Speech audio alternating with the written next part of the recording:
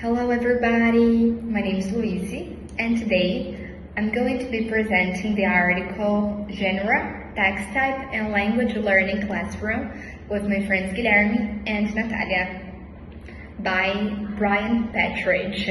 So, in the first part of our article, in the introduction, we have Bieber, not the singer. He's a thinker, and he brings for us that text types and genre are totally different. Although we think they are the same, they are not. So he classifies genre as everything that we can speak, okay? So we can classify a speech as a genre. We can classify a song as a genre. We can say a poetry is a genre. Everything that we can communicate is a genre. Text types are a little bit different. Text types are what we learn in college.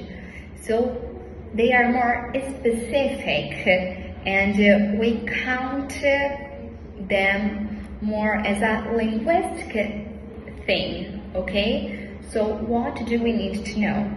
Genre is every way of communication, and text type is focused more in linguistics, right? So we have two people that they think the same as Bieber, and they classify genre. So Martin thinks that genre is a staged, goal-oriented purpose activity with the intention of communication, and Swale thinks that the genres are a class of communicative events for communication purpose. So Bieber, Martin, and Swales, the three of them think as a class of communicative events, communicative purpose. This is how they classify genre. So now we are going to talk about a little what is important in the learning language, okay? In a language learning classroom, what can we use? How can we include text types so people can learn more, our students can learn more? And then we have some researchers that they classify and identify text types as it. Mayer says that time order, collections of descriptions, comparisons, cause and effect are a way of describing text types.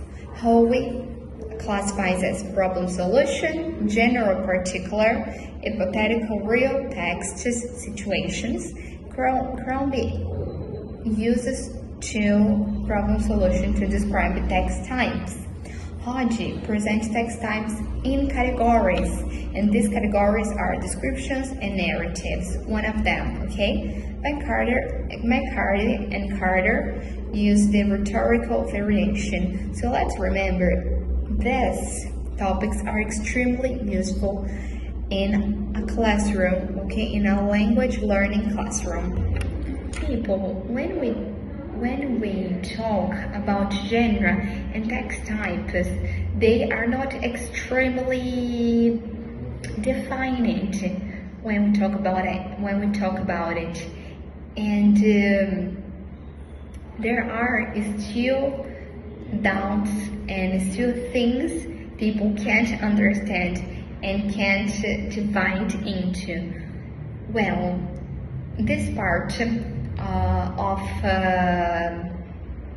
of the presentation, of our speech, of our conversation, I'm going to let to Guilherme. He's going to explain a little about the rest of the text for you, okay? This table serves to demonstrate that the same genre can be different text types, and the same text types can be different genres. This occurs not only in Hammond's work, but in others' works.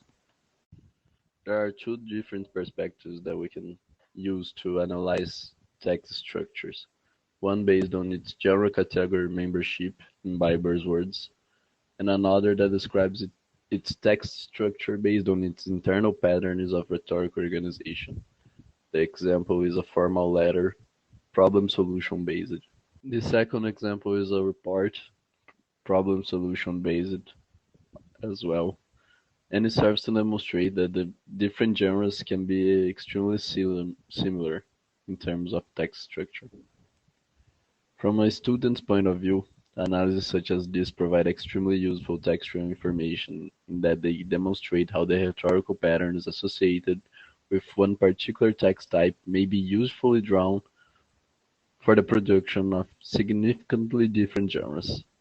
So that is this function. Hello guys, my name is Natalia, and as Luisi and Guilherme says, I'm going to continue the content about the genre and text types. So we have many ways to explore the genres and text types in the classroom. So we have 3 people that they recommend hands-on writing, so hands-on activities, writing activities. So we have 3 people, so like Swallows, Hammond, Florido, and Batya. They are 3 people that they recommend writing activities. So the objective about these is to explore relationship between genres, text types, and language structures in the language in classroom. So I prepared 2 activities to explain how we can do this. So as an activity number 1, I thought about we can do genre and text type matching. So for example, we give a list to students with genres and text types. We give a particular text to every student, so it's individual, and then they try to explore the genres and text types. Then they discuss in the end what they thought about. So they're going to read the text and say, oh, I think this is the type of genre and this is the text type matching. So they try to do this individual, and in the end they try to discuss and talk about what they think and what is the type or the genre that they think. Okay, so as a second activity, I thought about a text challenge, so a text reconstruction challenge. So the teacher is going to give a generic text to the students and a list of key contents, words, and concepts. And in pairs or individually, they can reconstruct the text with the list of the words and concepts.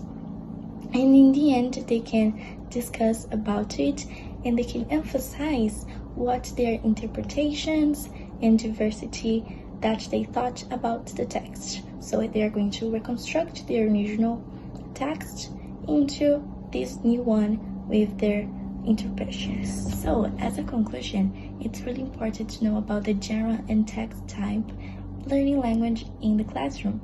And it's really important to know about the individuality, interpretations, and diversity of the students in the classroom. In the article, they talk about of 2 practical insights. So we have ESP, that it is English for specific purpose, and the Australian genre school. So thank you so much for watching the video, and good morning, good afternoon, and good night from wherever you are watching the video.